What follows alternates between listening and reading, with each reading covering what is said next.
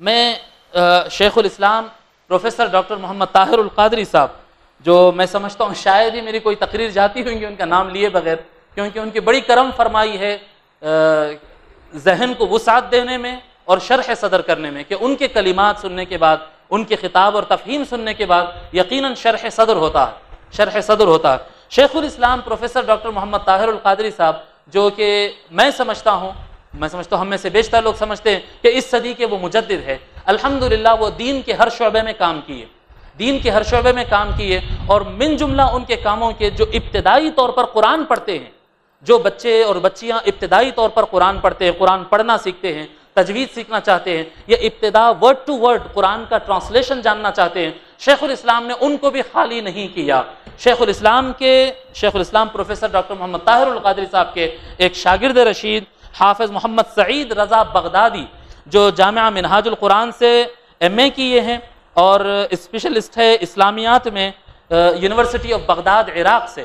یہ طالب علم حافظ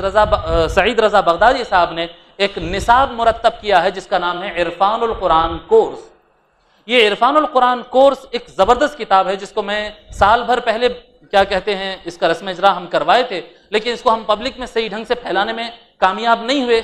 تجارت میں اور پبلسٹی میں ہم ماہر نہیں پہنچا سکے، لیکن میں ایک حقیقت بتاتا ہوں کہ یہ کتاب کی بڑی اہمیت ہے، کیونکہ آج ایک بڑی تعداد میں یہاں پر خواتین موجود ہے، حضرات موجود ہے۔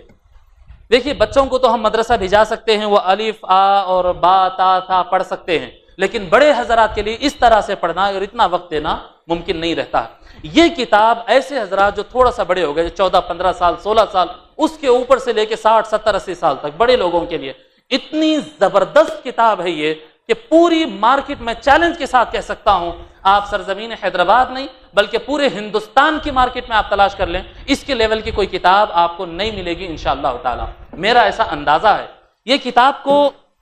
حافظ سعید رضا بغدادی، جو کہ شیخ الاسلام کی گائیڈنس کے مطابق ہے، حافظ سعید رضا بغدادی نے جس حساب سے ترتیب دیا ہے، یہ 63 درس ہے اس کے اندر، 63، اور اس کو مرتب کیا گیا 63 پر آقا صلی اللہ علیہ وسلم کی ظاہری عمر شریف سے استبراک کے لیے۔ 63 لیسنز ہے اس کے اندر، 63 لیکچرز ہے اس کے اندر۔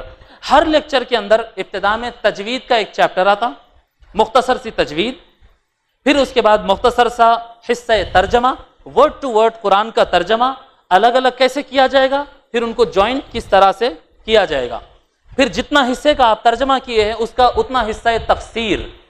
اس کا معنی کیا ہے، شان نزول کیا ہے، کب نازل ہوئی، کیا معنی نکلے، کیا فائدہ ہوا وہ آیتیں پڑھنے سے۔ اس کے بعد آتا ہے تھوڑا سا عربی گرامر، حصۃ القواعد،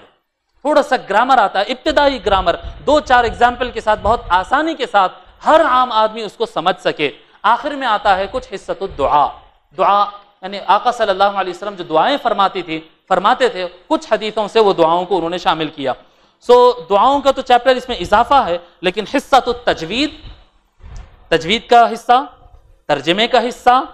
تفسیر کا حصہ اور گرامر کا حصہ، پہلے پارے پر مشتمل یہ کتاب ہے۔ 63 لیکچرز میں انہوں نے کیا کہتے ہیں، ایک پارہ الف لام میم کا جو پہلا پارہ ہے وہ پہلے پارے کو مکمل کیا ہے۔ میں آپ حضرات سے پرزور اپیل کرتا ہوں کہ یہ کتاب لیجئے،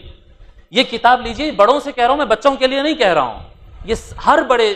جو موجود ہے یہاں پر، سارے یعنی خواتین و حضرات جو موجود ہے آج کے ہمارے سارے حاضرین، میں آپ تمام حضرات سے اپیل کرتا ہوں کہ یہ لیجئے اور پڑھیے اور دیکھیے کتنی زبردست چیز ہے۔ قرآن کریم آپ کو پڑھنا بھی آئے گا انشاءاللہ تعالی، اور قرآن کریم سمجھنا بھی آئے گا، اور یہ